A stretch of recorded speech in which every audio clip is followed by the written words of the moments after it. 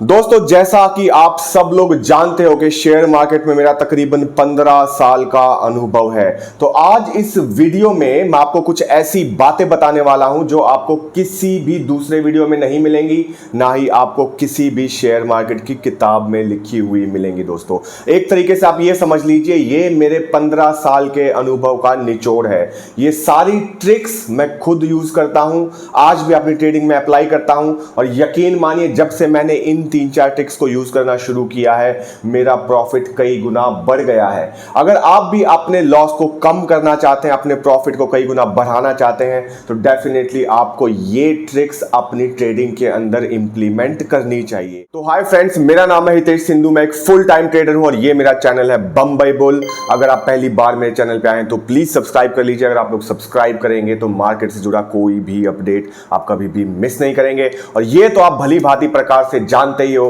कि share market में updates की कितनी अहमियत होती है। तो दोस्तों, बात करते हैं सबसे पहले ट्रिक, सबसे पहला उपाय, सबसे पहले युक्ति जो आपको अपनानी चाहिए अगर आपको अपने प्रॉफिट को इंक्रीज करना है, अपने लॉस को कम करना है। दोस्तों, ट्रिक नंबर 1 ये है कि जब भी आप ट्रेडिंग करें, भले ही वो इंट्राडे ट्रेडिंग हो, भले ही वो लॉन्ग टर्म ट्रेडिंग हो, भले ही वो आपकी स्विंग ट्रेडिंग हो, फ्यूचर में ट्रेडिंग हो, तो आपको क्या करना है। मान लीजिए आपने 500 रुपए का शेयर लिया है और आपने टारगेट सोचा है 510 रुपए का, तो आपको 510 का इंतजार नहीं करना है। दोस्तों, आपको टारगेट लगा देना है 509 रुपए 50 पैसे पे। उसका कारण सिंपल सा ये है दोस्तों कि बहुत सारे लोग 510 का टारगेट लगाते हैं, राउंड फिगर में टारगेट लगाते हैं, जिसकी वजह से वहां पे एक अच्छा खासा रेजिस्टेंस बन जाता है और शेयर 510 पे अगर टच भी कर जाएगा तो भी काफी बार ये देखा गया है कि आपका ट्रेड स्क्वायर ऑफ नहीं होगा। और काफी बार ये भी मैंने देखा है दोस्तों, मेरे साथ खुद हुआ है ये,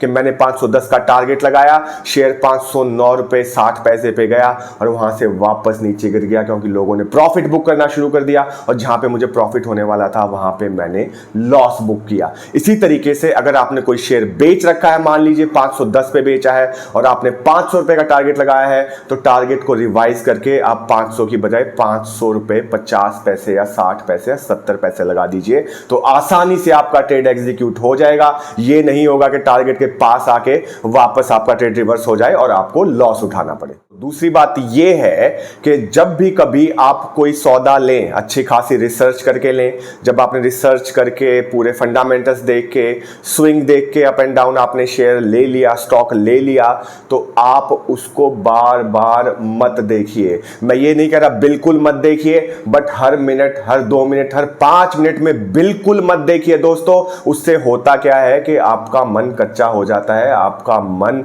थोड़ा सा उस ट्रेड को लेके डाउटफुल हो जाता है, क्योंकि आप देखते हैं बहुत नीचे या बहुत ऊपर चला जाता है। उसकी वजह से क्या होता है दोस्तों, कभी भी आप पूरा प्रॉफिट बुक नहीं कर पाते।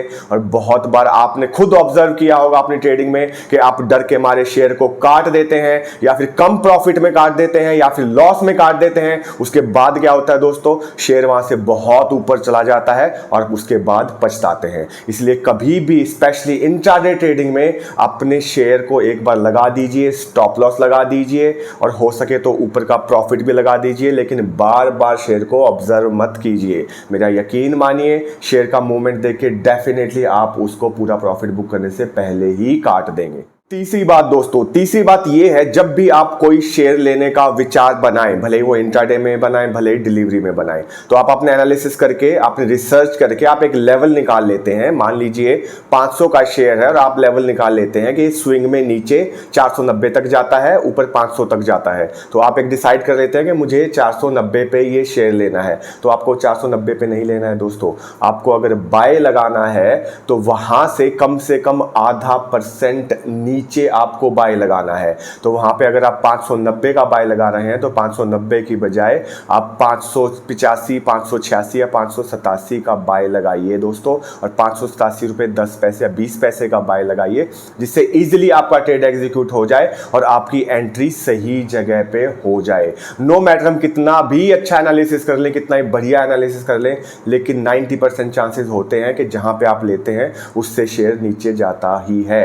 इसीलिए उस उस प्राइस को कवर करने के लिए आपने एनालिसिस करने के बाद जो आपका प्राइस निकले उससे भी आधा % नीचे या 0.25% नीचे ही आपको अपना बाय लगाना है। एक चीज का यकीन मानिए दोस्तों, एक चीज आप समझ लीजिए, शेयर मार्केट में सबसे इंपॉर्टेंट जो चीज है अगर आपको प्रॉफिट बुक करना है तो वो है सही एंट्री। अगर आपकी सही एंट्री हो गई दोस्तों तो यकीन मानिए आपको कभी भी लॉस नहीं हो सकता। भले ही प्रॉफिट आपको कम हो जाए लेकिन लॉस कभी नहीं होगा दोस्तों। आखिरी बात दोस्तों, आज के वीडियो की आखिरी बात यह है जो आपको अपनी ट्रेडिंग में इंप्लीमेंट करनी चाहिए। कभी भी, जैसा कि मैंने बताया, आपको लॉस के लिए भी तैयार रहना चाहिए। कभी भी आपको अगर लॉस हो जाए इंट्राडे में तो उसी दिन सेम डे अपने लॉस को कवर करने की मत सोचिएगा। एक आध बार जरूर ऐसे हो जाएगा कि आप सेम डे अपना लॉस कवर कर लेंगे, आपको बहुत खुशी होगी, लेकिन मेरा यकीन मानिए 10 में से 9 दिन क्या होगा, 10 में से 9 दिन होगा ये जहां पे आपका 5000 का लॉस हुआ है, उस लॉस को कवर करने के चक्कर में सेम डे आपका 5 या 10,000 का लॉस और हो जाएगा। उससे क्या होगा, आप और फ्रस्ट्रेट होंगे और पैनिक ट्रेडिंग करेंगे और आपका लॉस होगा। इसीलिए कभी भी उसी दिन अपना लॉस कवर करने की मत सोचिएगा।